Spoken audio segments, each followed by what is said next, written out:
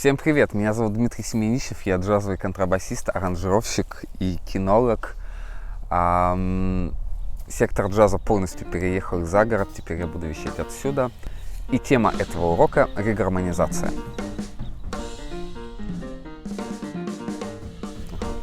Давайте поговорим о том, что нам дает регармонизация. Она нам дает новые краски, новую гармонию, новое прочтение уже известной нам темы. Я вам расскажу о 3 принципах, которыми пользуюсь лично я. Первое. Вы должны всегда думать о том, какой у вас следующий аккорд или куда вы идете. Как бы это глупо ни звучало, но мы всегда должны думать о направлении нашего движения. Принцип номер 2. Самый сильный ход — это ход хроматический. Нет ничего сильнее хроматизма. И принцип номер 3. Самый сильный аккорд — это аккорд доминантовый.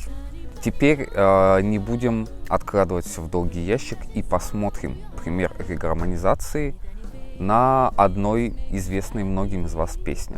Я, конечно, не стал регармонизовывать джазовый стандарт. Это слишком просто и слишком много вариантов. Я взял песню, которая называется «Старый клен». Под этим видео в описании вы увидите ссылку на скачивание файлов. Там будет исходный файл с исходной гармонией композиции «Старый клен» и файл с регармонизацией и файл с партитурой. То есть вы увидите там целых 3 файла, сможете их спокойно проанализировать и понять ход моих мыслей. А теперь давайте послушаем композицию «Старый клен», которую мне помогла записать моя подруга Алла Туровская в нашем прочтении.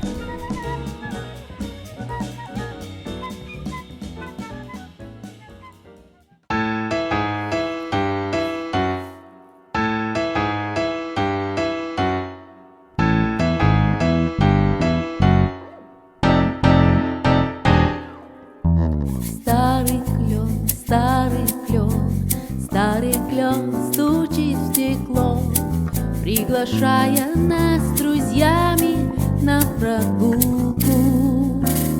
Отчего мне так светло? От того, что ты идешь по переулку. Отчего мне так светло? От того, что ты идешь по переулку.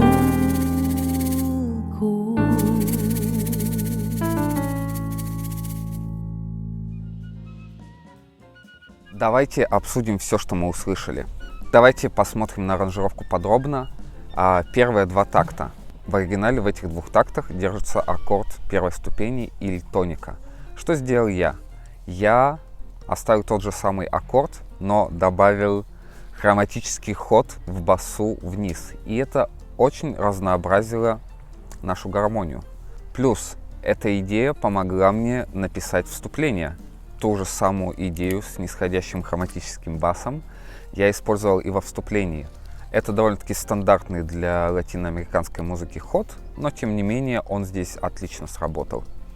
Третье, что это добавило квартоквинтовый ход между 2-м, 3-м, 4-м и 5-м тактом. Если вы проанализируете бас с конца 2-го такта, вы увидите, что он фа диез, си, ми, ля идет по квартоквинтовому кругу. Что такое квартоквинтовый круг? Обязательно появится здесь. Давайте обсудим, что же происходит между 5-м и 8-м тактом аранжировки.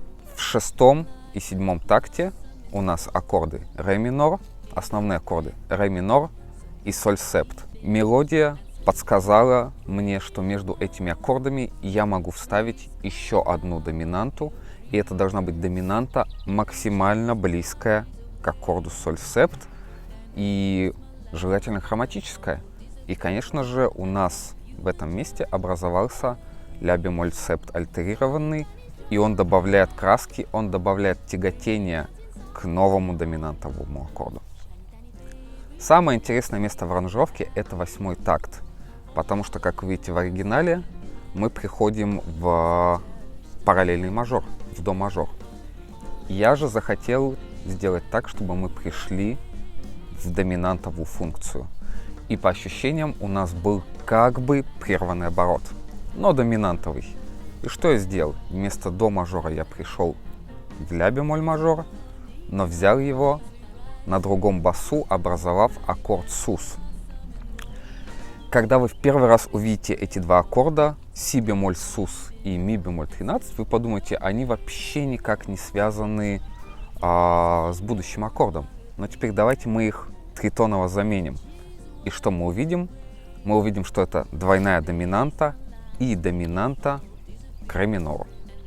Последние несколько тактов первой части я практически не менял, но я добавил одну из фишек латиноамериканской и джазовой музыки вообще в 10-м такте. После аккорда ля минор я взял аккорд ре 13, и по сути это тот же самый ля минор, но с дорийским привкусом. Почему нет? И в конце этой фразы вместо прихода в тонику я пришел опять же во вторую и пятую ступень к будущему ре минору. И это опять же создало ощущение другой краски и ощущение того, что у нас снова доминанта и мы куда-то идем.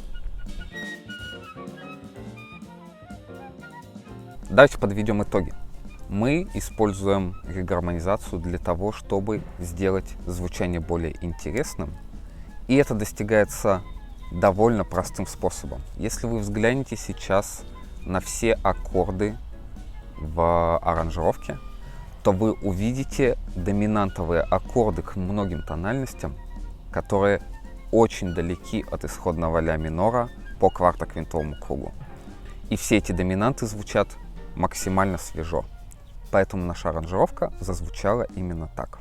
С вами был Дима Семенищев, это был Сектор Джаза. На следующей неделе новый урок по регармонизации, уже другого уровня и другого типа. Оставайтесь с нами. И кусь! Кусяка!